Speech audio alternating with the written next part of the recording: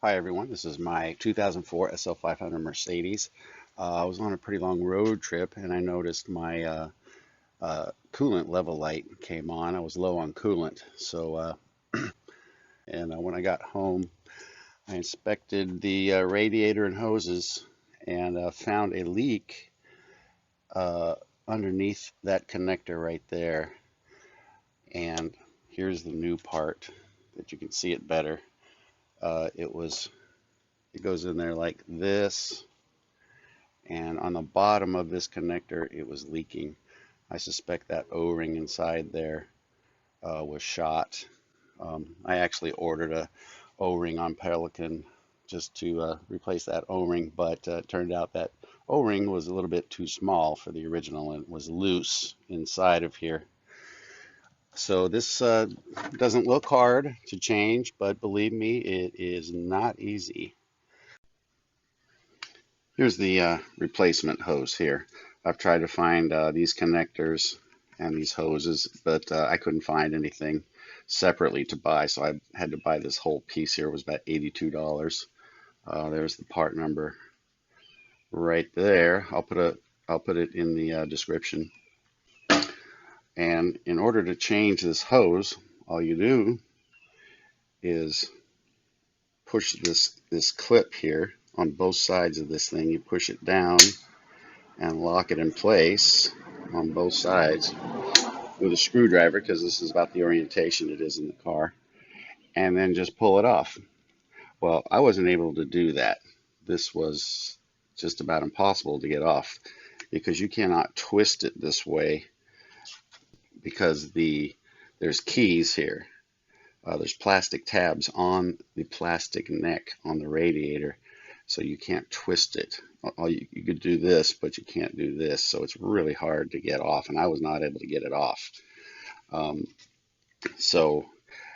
don't want to pry it off with a screwdriver because this plastic neck on the radiator is plastic, and that whole side of the radiator is plastic, so I don't want to get in there with a screwdriver and try to pry it off. I might crack the neck on the radiator or crack it somehow. So the last thing I want to do is get a new radiator. So my plan is to cut this connector off. I'm going to take my Dremel tool and cut out a square here. I'm going to take the Dremel tool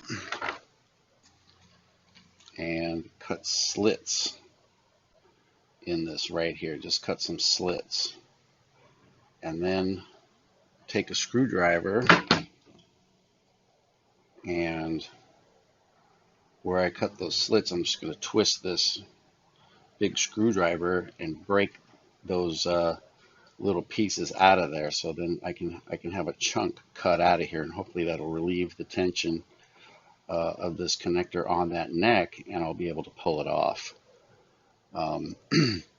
We'll need to avoid this tab right here because you don't want to cut through there and damage the neck, the tab on the neck that will be on there.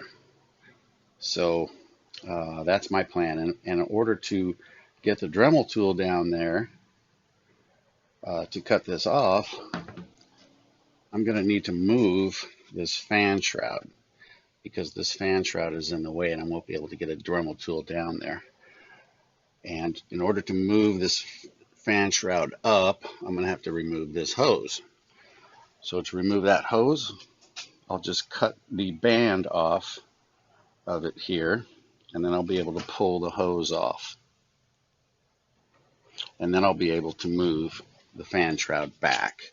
And then I'll have enough room in there to get that Dremel tool in there to cut that connector off. Before we take that hose off, we need to drain the coolant. So you'll need to jack off the car or put it up on ramps like I have here, so you can get the panels off that are under the radiator. Before we go down there, you'll need to remove the expansion tank cap so that the coolant will flow better. If you don't take the cap off, the coolant will flow really slowly. And then underneath the radiator on the driver's side, there's a drain spigot. Move that red knob counterclockwise. There's also a screw slot there, so you can use a screwdriver and drain it into a bucket. Here's that drain plug screw. They're pretty brittle, the original ones, and they tend to break. The one I've got in there is a replacement. Just unscrew that a few turns for the coolant to start coming out. You don't need to unscrew it all the way. I'll leave a part number in the description for these. Okay, so now we need to get this hose off here. So um, I'm going to cut that band off on this side.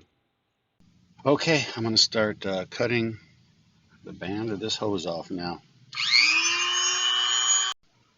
All right, I was able to get the band cut and the hose pulled off of there. It did a little bit of damage to the hose. Next, you want to take the clip that belongs there. I just moved it up and it flew off, and I cannot find it. But this is the same type, and you just put a screwdriver in there and lift it up. Just lift it up like that, and then pull this out. And be real careful with these type of hose connectors here. They get brittle and they break real easy. And then just push that down and put it back on. I'm going to have to get a piece of wire to secure that when I put it back on. Now remove the hose clamp on the other side. It's just a regular screw type clamp there. Okay, I've got that hose clamp off and the hose removed. Sorry, I'm doing this a little out of order. Just pretend that you've already got this hose removed. Now you want to detach the fan shroud and move it back. You've got a 10mm bolt right there on this side, and another one on this side right there. And then you've got two clips, metal clips. They're right here. You just take them off with a screwdriver. You've got one on that side and one on this side here. And you also need to get this connector off, this electrical connector right here. Squeeze, and it comes right out of here. And now you'll want to just lift the fan shroud up and move it back.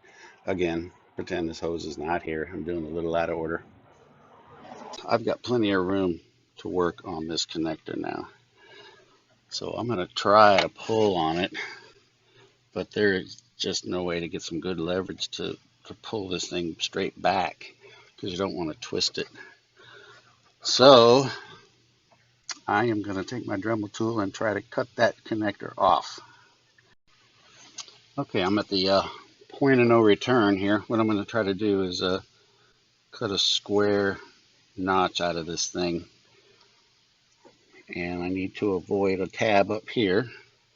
So I'm just going to cut a square chunk out of it here. The O-ring is right about on this ridge right here. So I'm going to cut up to the O-ring that's inside here. And cut a square chunk out of this thing, and hopefully I'll be able to get it off after that.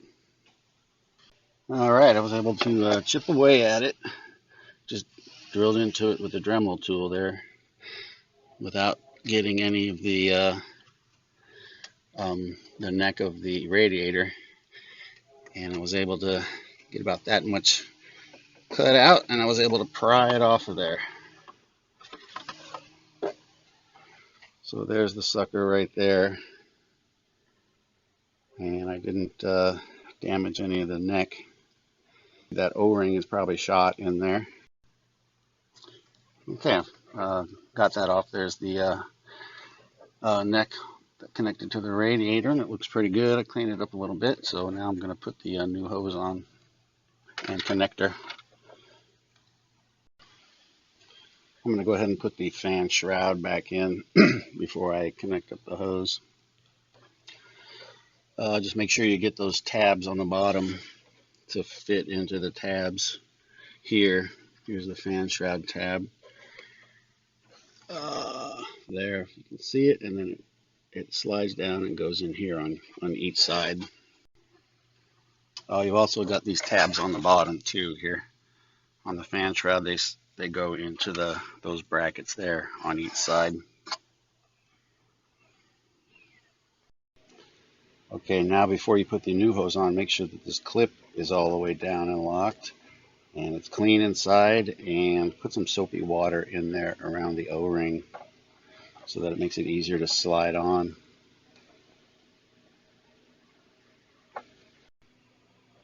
Now push the connector in there as hard as you can. Line up the tabs there on the connector and the neck, and then push as hard as you can in there. Then push the clip up from the bottom and it should snap in. If you can see the clearance I've got there, that's about how far it should go in. If you don't hear the clip snapping when you push it up, then you might have to go a little further in. Now I put everything back together, put the hose back on there, and I managed to lose the clip that held this on. That's why it's a good reason not to take them off.